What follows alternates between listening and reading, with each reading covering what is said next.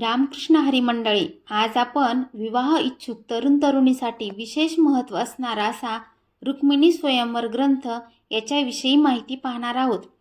श्रीकृष्णावर अपार श्रद्धा ठेवून रुक्मिणीने लिहिलेले पत्र आणि त्यातून घडलेले स्वयंवर हे सर्व प्रसंग रुक्मिणी स्वयंवर या ग्रंथामध्ये वर्णन केलेले आहेत.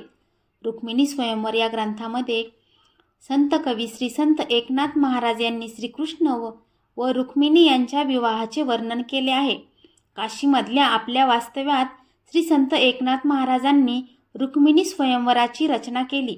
कृष्ण रुक्मिणी विवाह हा याचा मुख्य विषय आहे. या पोथीत एकंदर 18 अध्याय आहेत. मूळ संस्कृत भागवतामधल्या 10व्या स्कंदामधील हरिवंशातील कथाभागावर आधारित ही पोथी आहे.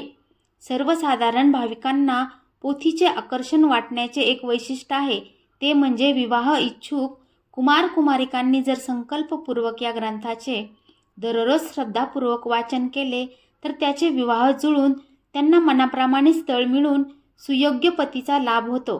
असा अनुभव अनेक भाविकांना आलेला आहे. श्री एकनाथ महाराजांनी रचलेले रुक्मिणी स्वयंवराचे पारायण केल्याने लग्न लवकर जमण्यास मदत होते.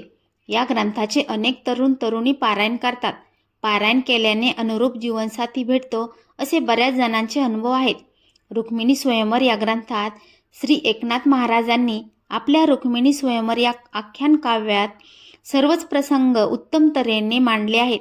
या आख्यान काव्याच्या पारायणाने मनपसंत जीवनसाथी भेटतो असा अनेकांचा विश्वास आहे. यात 18 अध्याय आहेत. यात विवाह इच्छुकांसाठी पारायणाची विशेष पद्धत आहे. प्रत्येक प्रसंगाची सुरुवात करताना 7वा प्रसंग सुरुवातीला वाचायचा व शेवट देखील 7व्याच प्रसंगाने करायचा. म्हणजेच आपण पहिल्या दिवशी प्रसंग पहिला व दुसऱ्याचे पारायण करायचे असेल तर त्याची सुरुवात 7व्या प्रसंगाने करायची व शेवट देखील 7व्यानेच करायचा. 18 अध्यायाचे असे आपण 9 दिवस पारायण करू शकतो. प्रत्येक दिवशी आपण 2 प्रसंग म्हणजे अध्यायांचे पारायण करू शकतो. परंतु पारायणाला सुरुवात करताना 7व्या अध्यायाने करायची व आपले रोजचे 2 प्रसंगाचे पारायण करून झाल्यावर शेवट देखील 7व्याच प्रसंगाने करायचा. अशा पद्धतीने आपण 9 दिवस पारायण केले असता विवाह इच्छुक तरुण तरुणीला याचे विशेष फल प्राप्त होते. रुक्मिणी स्वयंवर ही नुसतीच एक काव्यरचना नसून हा एक प्रासादिक ग्रंथ आहे.